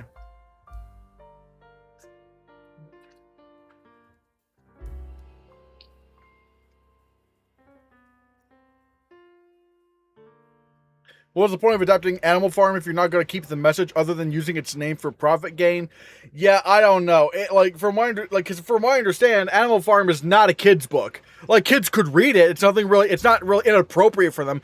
But its target demographic was not for kids. So,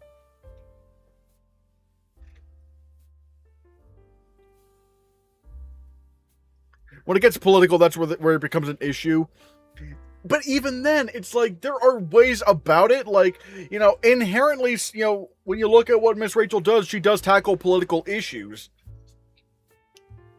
But again, like I said, it's more corporate Christianity that really, like, gets under my skin, because it's just like trying to turn, like, faith into a business. Just like, ew. It's just weird to me. It's just weird trying to turn, like your religion into a business, into a corporate business. It just feels wrong to me. It really just makes me, it gives me the ick.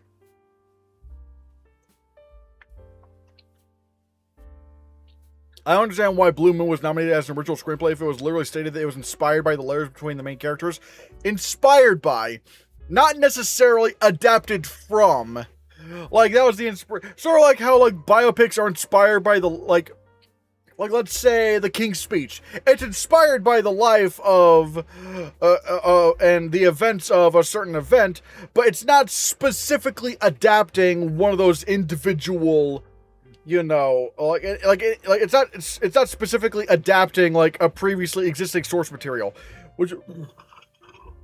So with Blue Moon, it might not have been directly adapting some of these letters, but it was it probably was able to, like, you know, get in that, you know.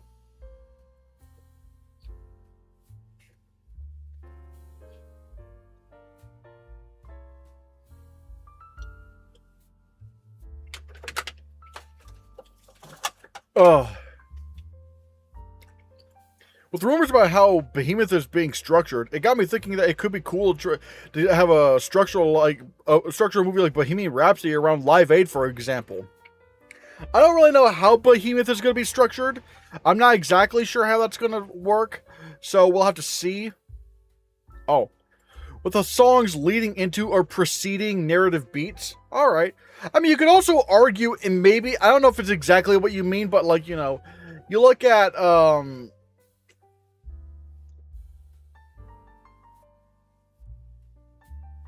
I think, like, Better Man did that, even though it's more directly of a musical kind of thing, but, you know.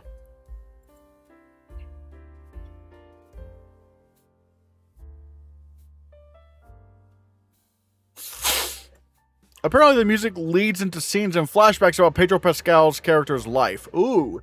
I'm very curious to see if that's going to get into Best Picture. And if Pedro Pascal actually, if he actually does become, like, a lead actor contender, you know? Because I feel like it's probably around that time where, like, Pedro Pascal could get nominated for an Oscar. You know, he does have the talent. I think Recommend did a better job as a musical biopic, using his songs to make a musical movie, and then songs fit the narrative of what's being told. For me, I feel like Better Man did it better, because I don't know, I feel like because the main character was CGI, and there was like a lot of visual effects in that film, they could do a lot more of the concept, whereas I feel like Rocket Man was a little bit limited in what it could do, if that makes sense. I feel like it was a little bit limited in what that film could pull off. Like, it didn't feel like there was much of a style to it, other than, like, the final bit of the film where they're singing I'm Still Standing.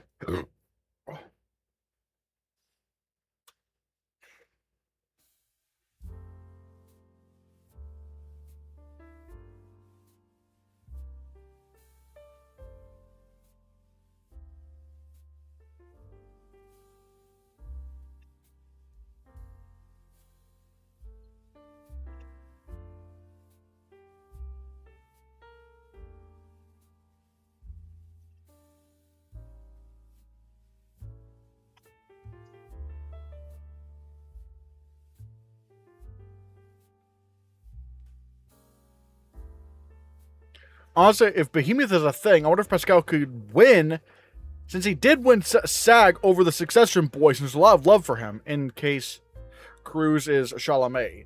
Maybe, but then again, I don't know. Like, at the same time, Sinners was also just a bigger film than Marty Supreme, which is why I'm predicting John Malkovich to win Best Lead Actor over Tom Cruise. Because I feel like Wild Horse 9 is going to win Best Picture, as opposed to, you know, Digger, which I feel like is going to be a big contender, but I don't know if it's going to win.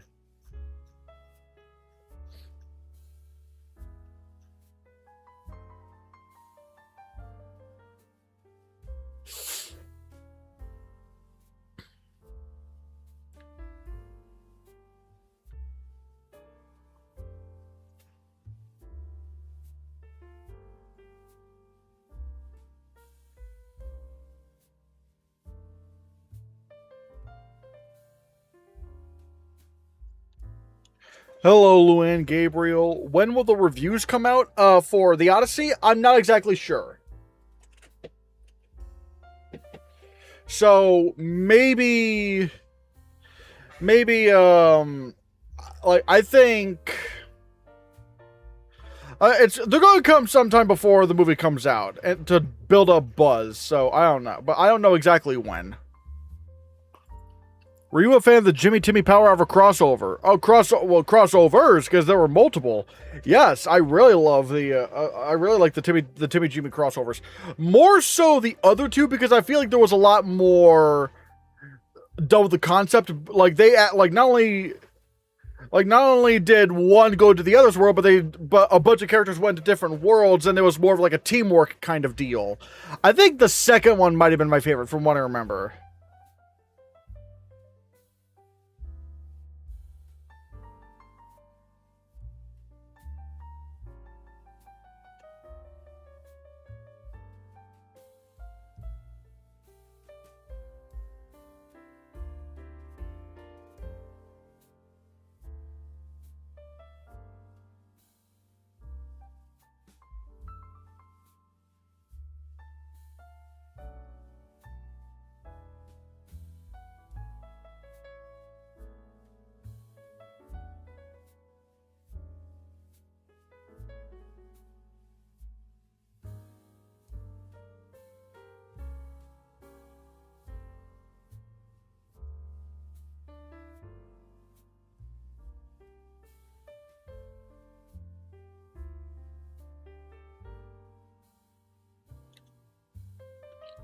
Wednesdays when the reviews drop. Ooh, yay! Good night. Well, good night, Mr. Vino. I might get ready to end stream in about, like, less than 5 minutes or so. So yeah, we'll probably do that here pretty soon. We'll probably get ready to end stream.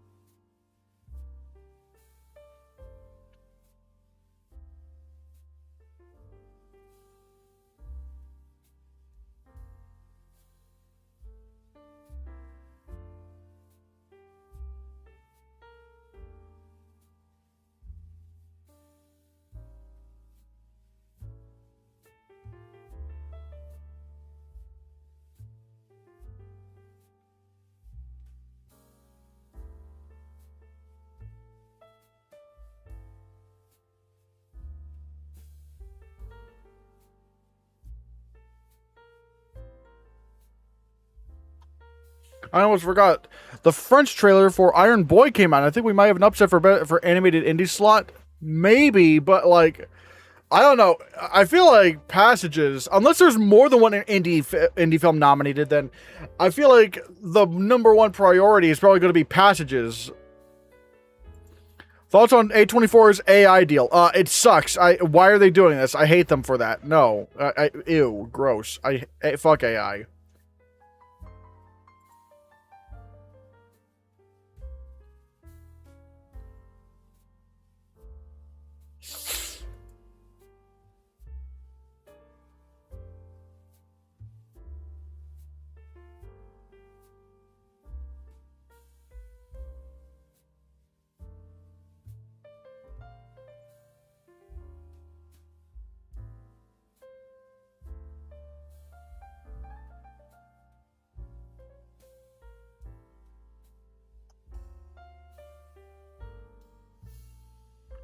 Thoughts on Netflix trying to buy Letterboxd? Admittedly, I don't want that to happen. The worst case scenario is if Paramount buys it, and I don't know. I swear I made a joke about like Paramount buying Letterboxd at some point, but they are one of the people trying to buy Letterboxd. If that's true, oh my God, do not let Paramount buy Letterboxd. Oh, we need to stop Paramount. Paramount's an evil corporation. I mean, there's no such thing as really a good corporation, but like, there are those less evil than others, and Paramount, in terms of the movie sphere, might be one of the most evil of them all. I don't understand why Letterboxd is for sale. It's because the controlling shareholder of Letterboxd is wanting to sell their stock. So whoever buys that stock is going to end up buying a controlling stake in Letterboxd.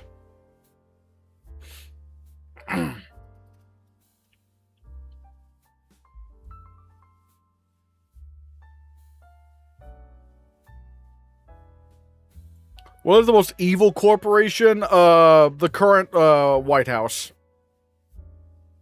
It's probably not exactly a corporation, but they're treating it like a corporation, so...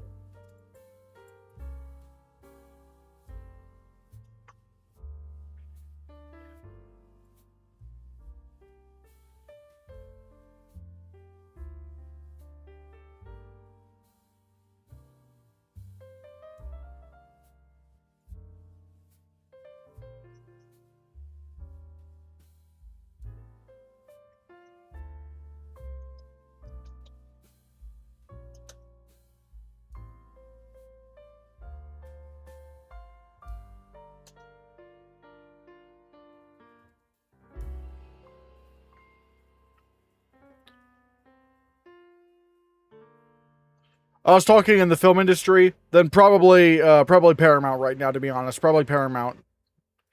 Ever since the Ellisons and the right-wing takeover of media, has anyone noticed changes in society? People are being more mean, empathetic, unempathetic, religious, everything like that.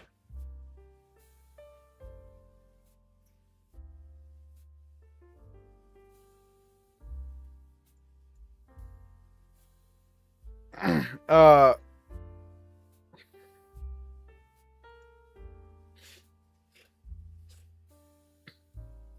Uh, yeah, it's very disheartening. I've been hearing more people just outright saying the R word, the ableist R slur in real life, which is really just like it's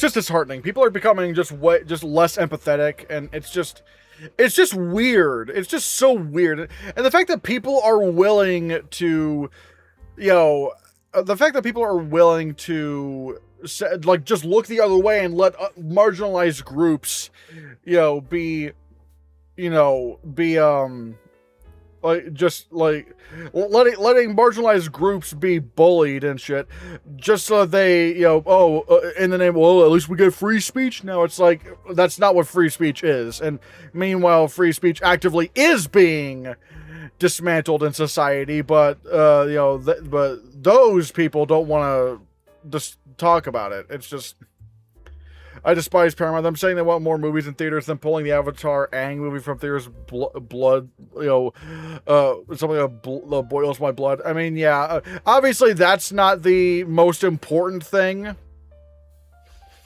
to be worried about with Paramount. The fact that they have so much control over the media, they have control over a lot of Paramount shit, TikTok, CBS, and potentially Warner Brothers, and potentially Letterboxd. It's like, it's too much. The Ellisons control too much of the media, and the fact that they're also close political allies of Trump is very scary. It is very scary.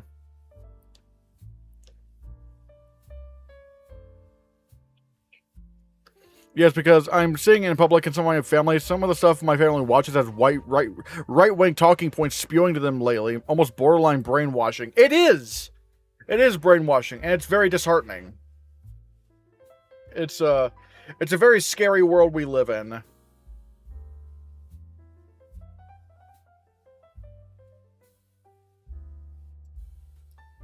I do agree, Hannahcast. There does seem to be a lot of meanness, that's why we need creators like you that actually care about movies and try to build community. Oh, well, thank you so much, Marshako. That really means a lot. I mean, yeah, look, I will make jokes like, oh, no, one bad after another, no. But obviously, I don't think, like, you're a bad person if you like that movie and all that stuff. Like, it's all a subjective thing. I just try to be goofy on my channel. It's not personal. But, I do believe we need more, at the very least, we need more people openly speaking out on this stuff, because it's just like, the world, like I said, the world is becoming very mean, and we're just kind of slowly regressing in society, and we all need to stick together, and thank you so much. I might get ready to wrap it up here, guys. Does anyone have any final thoughts before we head out? I feel like you can't go to Twitter without seeing a hate tweet. Same. Yeah.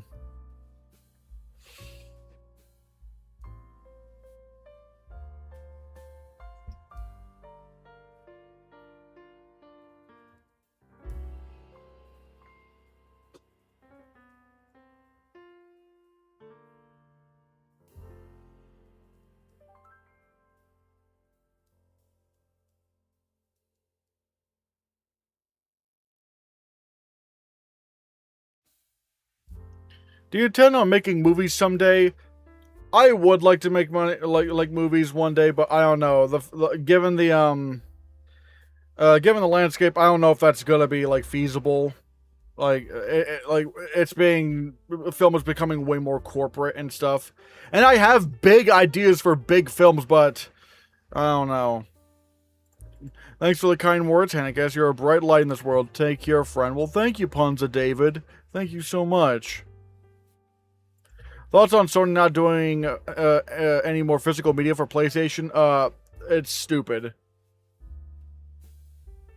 It's really stupid. And again, again, this is all like the fact that they could just take your video game, they could just take your video games like that. It's like, well, then it just becomes the old saying: if buying isn't owning, then pirating is not stealing. So, yeah.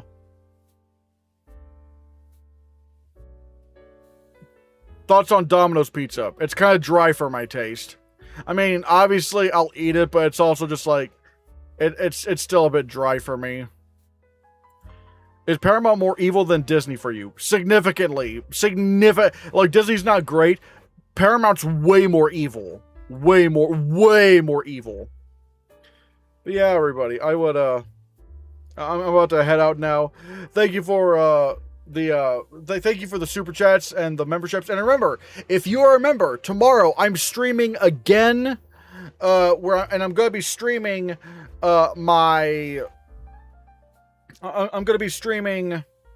updated Oscar predictions for Best Picture. So keep an eye out for that. But yeah, I'm gonna head out, everybody. Take care. Bye, everyone. Bye. Bye.